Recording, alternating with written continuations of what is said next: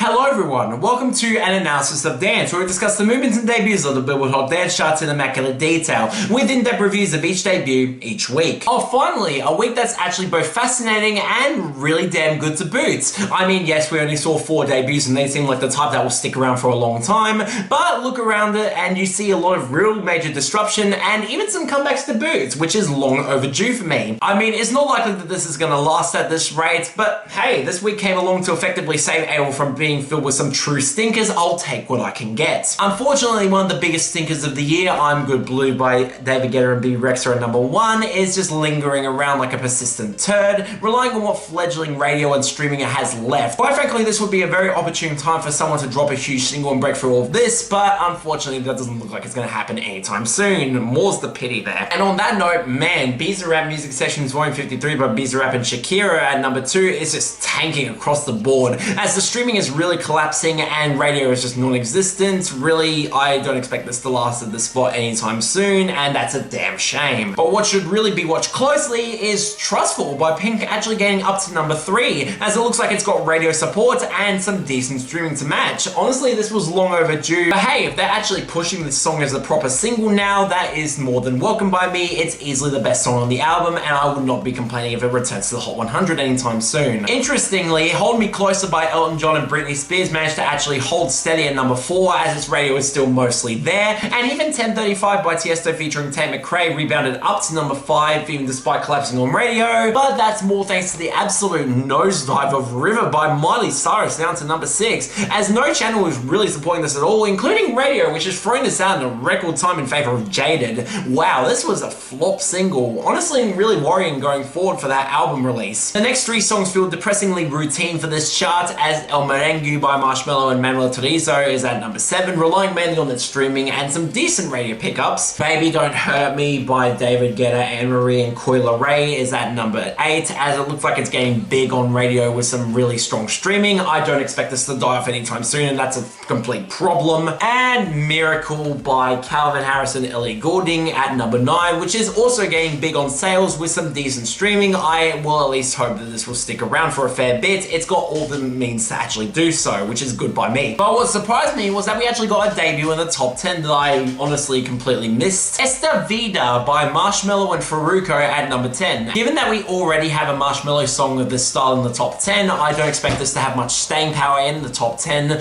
but hey, at least had a very impressive debut. It's not really that surprising, but I'll definitely take it. Speaking of which, our falls and fall-offs, where the biggest was Metamorphosis by Interworld, which I absolutely called being kicked off last week. Which, I mean, I'm not complaining, the song's really damn good, and the fact it lasted way longer than I think anyone expected is definitely welcome here. Alongside Here We Go Again by Oliver Tree and David Guetta, which just absolutely flopped and will probably end up missing the year-end list.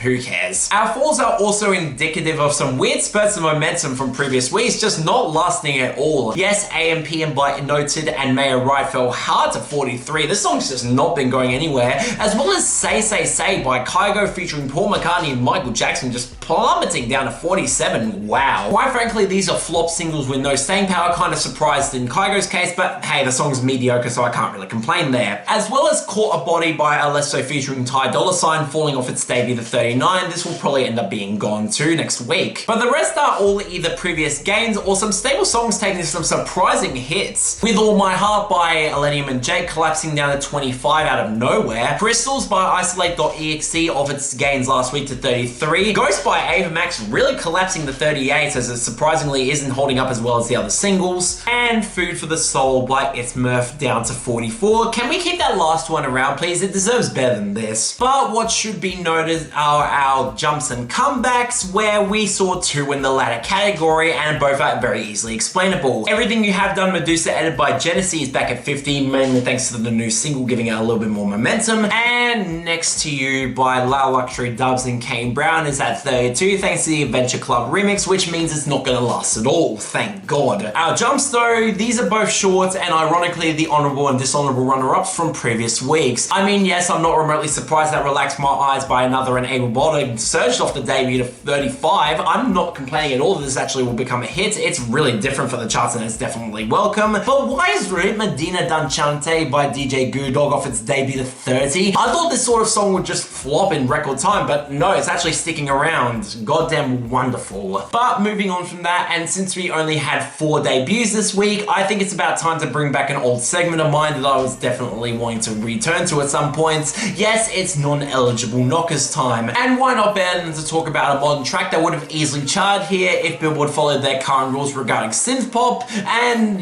yeah, this one's inexcusable. Why didn't this chart? Hallucinate when you call my name. Got stars in my eyes, and they don't fade when you come my way. I'm losing my. I mean, just listen to this. A groovy house strong that was produced by SG Lewis and has a very clear drop to it, some really strong electronic elements, and one of the most consistently hard-hitting house beats of this artist's entire career. Why the hell did this not cross over? It pretty much falls into eligibility with every single sound that it presents in its song. Real shame too, because Hallucinate is easily my favorite song from Future Nostalgia and probably my favorite song that Dua Lipa has ever made. The tight wiry synth play off that incredible bass line really damn well, where Dua Lipa is just given a lot of space to breathe as she hits some really impressive high notes across the entire song and really does deliver a fantastic vocal performance that makes this one of the catchiest songs from the album. I get why this didn't really blow up around the world. It's definitely very different from the other singles from the album, but still, this deserved a lot better than what it got. And the fact that it didn't count here while Ava Max did, yeah, that's inexcusable for me. One of the best songs that she's ever made, absolutely excellent song. Please check it out if you haven't, it's great. But onto a much more understandable list of debuts, beginning with number 45, Push Up by Creeds. Let me be your push it, push it, push it, hey. I got that good stuff that you want. Let me be your push it, push it, push it, hey. Another week, another weird anomaly that debuts on the dance charts despite being far from the norm when it comes to the sound of mainstream EDM. This time from a French hardcore and techno producer that's been building up a decent amount of momentum out of this song that came out in December of last year. I gotta say, between this and the many versions of Miss You, it's nice to see hardcore getting at least a little bit of momentum, especially in this case where the song is really damn good and doesn't feel like a corporate cash grab unlike Miss You. The dark wavering synth that sounds very dry against the heavy bass line and some really hard-hitting percussion that makes this a really fun rave sort of song. The weird vocal samples saying the title that definitely feel uncanny but do fit with the atmosphere quite well. The very dystopic nature of the song where the sound is really intimidating and doesn't at all fit with the sound of the rest of the charts. This is just a weird, bizarre anomaly that I'm honestly surprised was able to cross over at all. It's definitely different from what I expected from this chart. That being said, I dug the hell out of the sound of this one. It's very different and you could easily dance to this. It's got one of the hardest bass lines of the year, and yeah, if this is able to stick around and become a minor hit, I'm definitely not complaining. It's a very unique song. Definitely check it out if you're curious. It's really damn good. Number 26, Upside Down by MEDUZA featuring Poppy Baskcomb.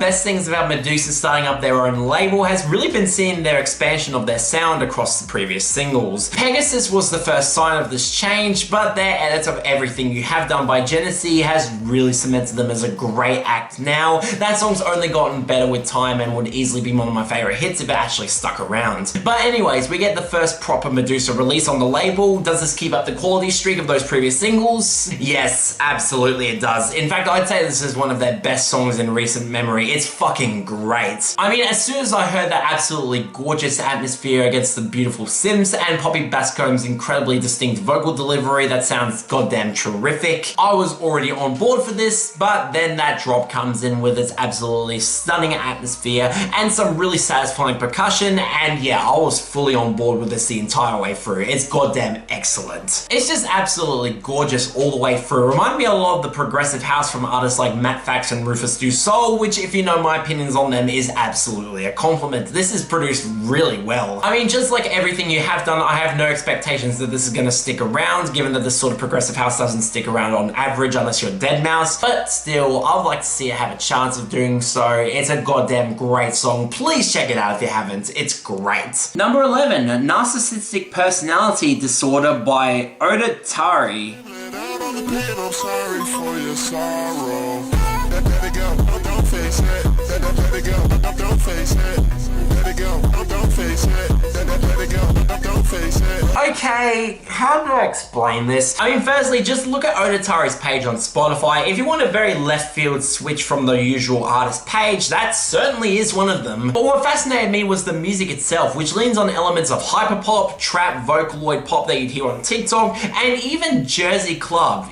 Yeah, it's a weird and really interesting mashup that I honestly found a lot to really like about. On top of featuring many vocal samples from a ton of video games, including Sonic, Final Fantasy, and Kingdom Hearts, which for a mainstream EDM name is really interesting. You don't often see those explored in music. But okay, this song came out relatively recently, right at the beginning of April. It really fascinated me how high this debuted, and so we actually heard the song and found out that it's really damn good. Really, honestly, I'm surprised by that. I should be really negative towards this, but yeah, I really liked it. If you want a good comparison here, think of that song All I Want Is You by Rebzix, which I covered 2 weeks ago. Mainly in the structure where it goes for a slower approach at first before transitioning into a very off-brand, very uncanny sound that feels like it's designed for TikTok, but honestly has a lot more going on behind the scenes. The main difference though is that unlike All I Want Is You, I was actually really digging this a lot. It really did surprise me. Yes, it's very weird. I think the vocals are very off-putting in certain spots, especially when they go for the lower pitch shifted vocals during the second section, and honestly, it's the sort of song that really feels like a novelty at the end of the day. But I was honestly more impressed by how entrancing the production is. The Jersey Club beat hits a lot harder than I expected. The transition from the slower to faster sections at the beginning was surprisingly really clean, and the song's mix of crushing synths, really heavy distorted bass, and some really consistent energy had me really invested the whole way through. It's one of those songs that definitely makes sense appealing to TikTok, but also has a lot going on in it that I was really captivated the whole way through. And yeah, it's genuinely great. Hopefully this is actually able to stick around relatively high. It's a very different song once again, and yeah, really damn good stuff. I would recommend this. I'm honestly surprised by that. And finally, number 10, Esta Vida by Marshmello and Farruko.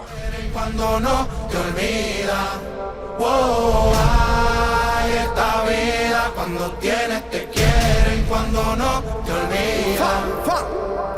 This song just feels like obvious dance bait. It's honestly hilarious. I mean, given that Marshmello's collab with MEDUZA has really stuck around in the top 10 longer than I think anyone expected, why not repeat the Latin EDM formula with the king of Latin EDM, who's honestly brought that genre into more mainstream notoriety? I mean, I wasn't really sure what to expect, given that I did want this to be slightly different from Pepas or El Incomprendido, and unfortunately, it's exactly what I expected. Honestly, pretty damn safe for them. Yes, it's not bad by any means. Farruko can really sing well over this production and has a lot of real energy to his vocal delivery, but man, he's just not being supported by really good production at all. Honestly, this whole mix feels really compressed and sounds very awkward for him. Yes, his vocal interplay with his backing vocals on the pre-chorus is really good, as you'd expect from Farruko, but this whole song just feels like a retro of Pepas right down to the structure and the very annoying synth melody that's honestly a lot more irritating here in comparison to his other singles. Yes, the atmosphere is nice and he did use Farruko well here, but if you're comparing this to pretty much any of Farruko's charting songs with the exception of Aya, this just doesn't hold up. I mean, I don't expect this to last in the top 10, and given how safe it is, that really shouldn't be surprising. Honestly, I wish this was better, all I'm saying. And yeah, unfortunately, it's the worst of the week here,